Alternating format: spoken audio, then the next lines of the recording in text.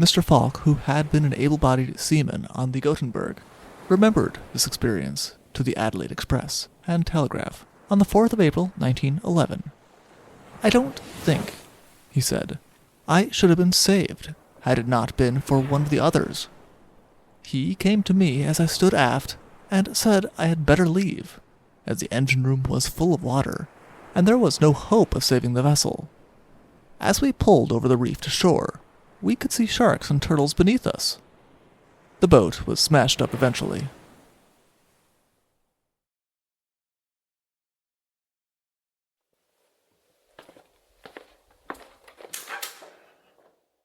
Hello, and welcome to the Shipwreck Archive. Thank you. Would you happen to have the story? The Stormy Rocks of the Gothenburg. Here we are. Enjoy!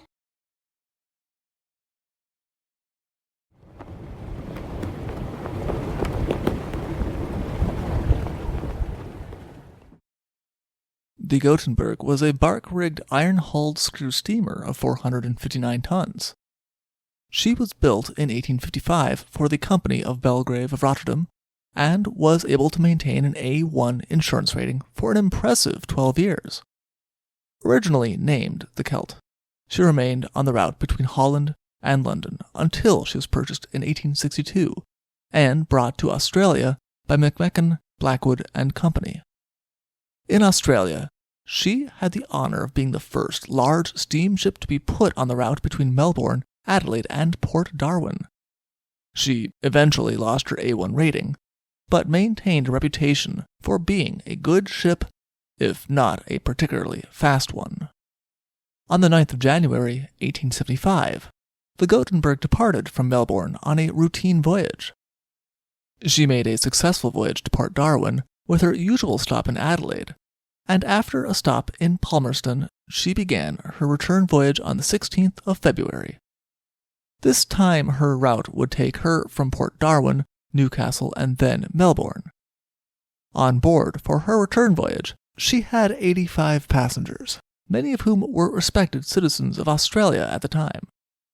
The list included a judge of the Supreme Court of South Australia, Justice William Waring, a parliamentarian named Thomas Reynolds, French Consul Durand, and a successful journalist named Richard Wells. Justice Waring was accompanied by a judge associate, a clerk of arraigns, and an acting Crown prosecutor to try a case in Palmerston, since it had been agreed that the Supreme Court would send a judge from Adelaide to the Northern Territory when a case required it. In addition to the 85 passengers, the Gothenburg was carrying a crew of 37 for her return voyage, under the command of Captain Pierce. All of her officers were considered experienced men, with very good reputations. She was also carrying a general cargo that included what at the time was valued at least £9,000 worth of gold. On the 19th, the Gothenburg was anchored in Albany Pass in order to take on ballast. Unfortunately, on the 20th, while loading the ballast, 2 of her anchor chains parted in a sudden blow, and she lost both of her bower anchors. It was noted that it was lucky that the ship had kept up steam, because it meant that she was able to prevent herself from being blown ashore. After losing her anchors, she steamed out 7 miles before anchoring for the night, though, in her hurried departure, she nearly left behind 2 passengers who were buying souvenirs on shore. It was noted, somewhat bitterly, that it would have been their good fortune if they had been left behind. Still, as of yet, it was a relatively routine voyage. Midday on the 24th, she passed about 12 miles from Cape Cleveland, and the wind was starting to freshen and hint of a coming storm. No one on the Gothenburg knew it yet, but they were heading into a storm that would cause floods along the coastline as well as multiple shipwrecks. Some ship captains noticed the declining weather and acted accordingly, running for shelter. But other ships, including the Gothenburg, never stood a chance.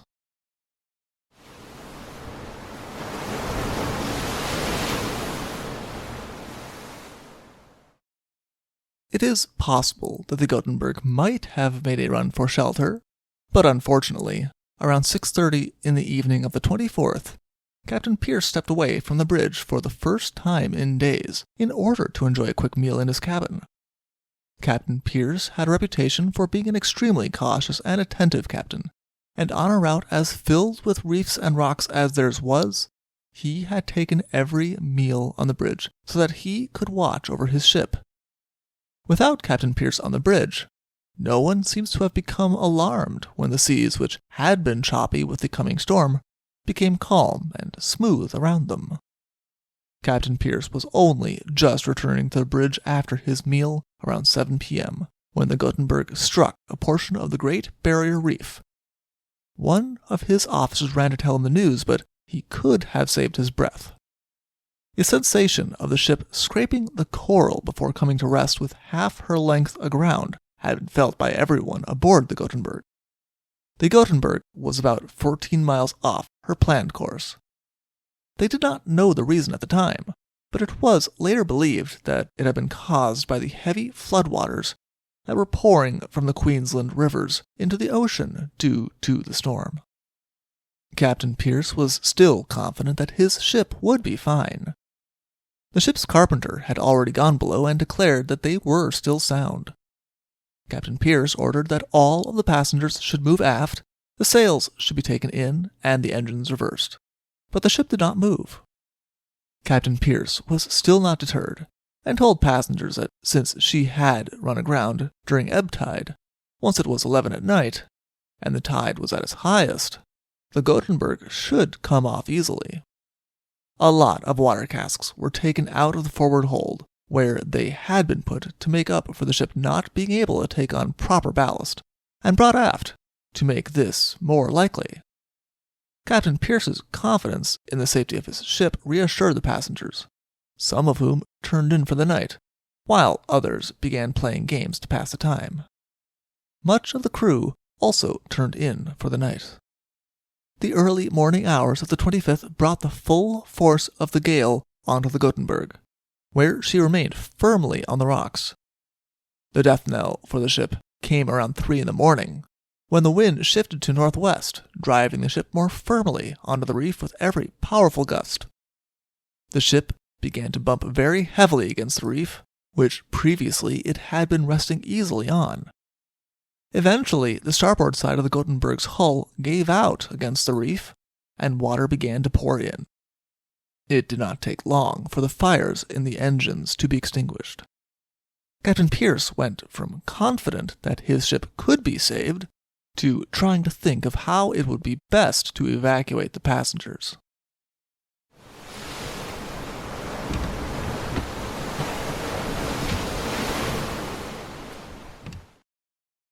The Gothenburg had 4 boats, which were entirely insufficient to carry all of the people who were on board the Goenberg. Still, they were better than nothing, and Captain Pierce ordered the 2 port boats, the captain's gig and the longboat, to be launched, and brought around to the starboard side where the ship offered some shelter. 4 sailors got in each boat, but both boats were dangerously close to being stove in. One boat had the painter snap, and it was carried away. The other boat was let go, but also swept off. Neither boat was able to come around to the side of the Gothenburg and take anyone else off, and soon the people on the deck of the Gothenburg lost sight of them. The strong waves that were battering the Gothenburg soon had her turned broadside to the reef, and the waves began to break over her, sweeping the sheep that she had been carrying over the side, as well as anything else that had not been fastened down. The starboard boats were swung out on davits and filled with food and water with the intention of evacuating the women and children, but the ship heeled over so much that it was not possible to launch them. It was reported that some of the passengers at this point gave up entirely and remained below, awaiting their fate. Still, about 50 people climbed into the boats, hoping that an opportunity would arise. Just after daybreak, the ship went over more, and the waves now crashed over her in such a way that none of the people on deck were able to hold on any longer. The first person to be swept away by the waves was Justice Waring, closely followed by French Consul Durand, who still had his money under his arm and was trying to reach the mainmast. The boats, with the people still in them, were washed away from the ship, but they were quickly overturned, and most of the people in them were lost. With them were lost the ship's officers, who had been standing on the deck nearby. 5 men from one of the boats were able to right her again and climb into her, but since they had lost the oars, they were only able to drift away. The other boat was still attached by a painter to the davits and remained there, floating upside down. 14 of those on board managed to reach the mast and climb up, where they tied themselves and prepared to ride out the gale. Before they tied themselves, though, 3 of the men, 2 passengers, and 1 of the ship's firemen risked their lives to bring the remaining upturned boat to a more secure location in the hopes of using it later. The 3 succeeded in their mission, but in the process 1 of the passengers cut his leg badly. The people in the rigging would endure the next 24 hours tied to the masts while the elements roared around them, and they had no way of knowing if anyone else had survived. At dawn the next day, the men in the rigging decided to make an attempt for Cape Upstart, and they bailed out the boat. They had no oars, but were able to make a sail from a sail on board the Gothenburg, which, at the point, looked as though it had started to break up under the onslaught of the waves. The boat had too many people on board to be entirely safe, however, and the waves were still rough. They soon abandoned the idea of getting to Cape Upstart and headed towards Holbourne Island. They passed a steamship during this voyage, which they tried to signal, but the steamship did not see them. Holbourne Island was manageable, though, and when they came ashore, they found that they were not alone. The longboat that had been washed away from the ship with 4 sailors on board had reached the island as well. The boat had been smashed to pieces in the storm, but the 4 members of the crew were fine and had been occupying themselves with attempting to make a rough raft. They welcomed the sight of another boat. For the next couple of days, the men survived on seafowl eggs and water, until 15 of them decided to make another attempt to sail for the mainland. 3 of the men, including the passenger with the injured leg, decided to remain behind on Holbourne Island, in the hope that help would soon be on its way.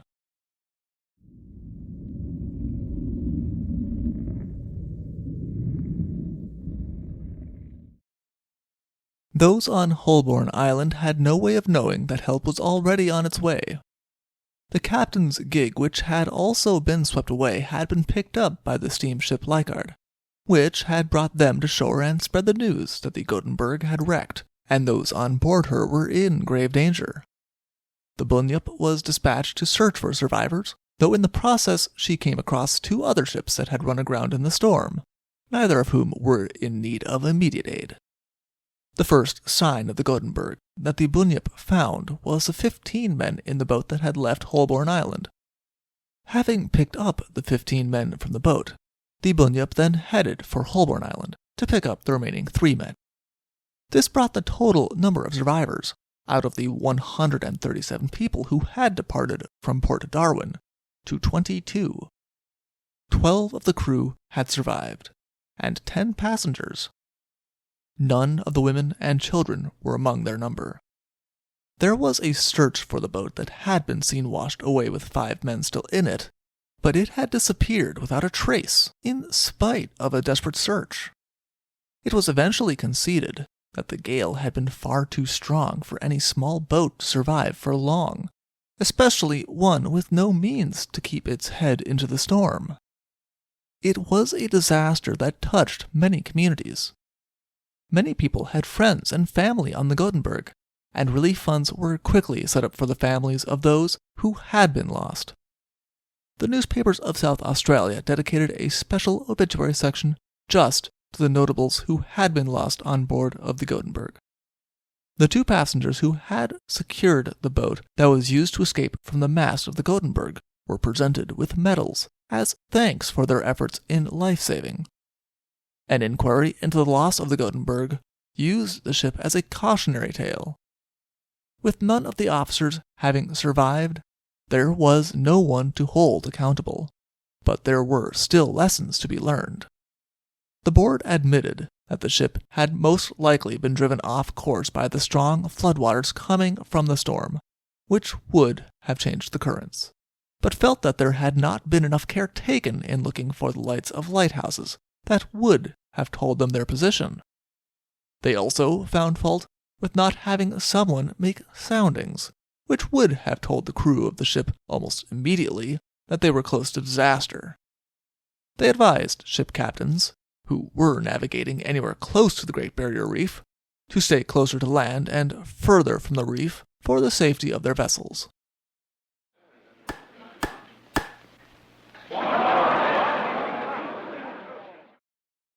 The final battle of the Gothenburg would be over the gold that had been on board. Putwain, a man living in Brisbane, had the only working diving apparatus in the colony, and he partnered with Phillips, a ship captain, to retrieve the gold of the Gothenburg, with the promise to divide the salvage. Putwain was accused later of exaggerating his salvage efforts, but according to his story, the current had been too strong for a normal dive, and they had been forced to build a stage. Then, on reaching the captain's cabin, Putwain had found the box of gold in a position where it could be washed overboard at any moment. All this while, he said, he was surrounded by sharks who had been attracted by those lost in the wreck. All of this was to say that it had been undertaken at great expense and with a great risk to his own safety. The gold was retrieved and turned over to the customs agents, who in turn gave it to the bank that the gold belonged to. The bank, however, balked when Putwain and Phillips asked for £4,000 as a salvage fee. They offered the two men £1,000, which the men refused.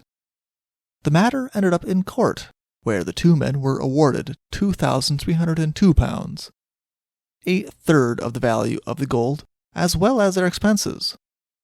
The bank, unhappy with this, appealed it, but it failed, and the £2,302 award was upheld, with the court informing them that they should remember that they would not have the gold at all if it had not been for the actions of Putwain and Phillips, even if the bank did not believe the men were being entirely honest about the dangers. Putwain may have exaggerated for his monetary gain, but the strong currents that he described had spelled the end of the Gothenburg, and most of the people on board her. For more information, please see the South Australian Register from the 27th of March, 1875, or see our other sources in the description below. Thank you for listening. Thank you for visiting the Shipwreck Archives. See you soon.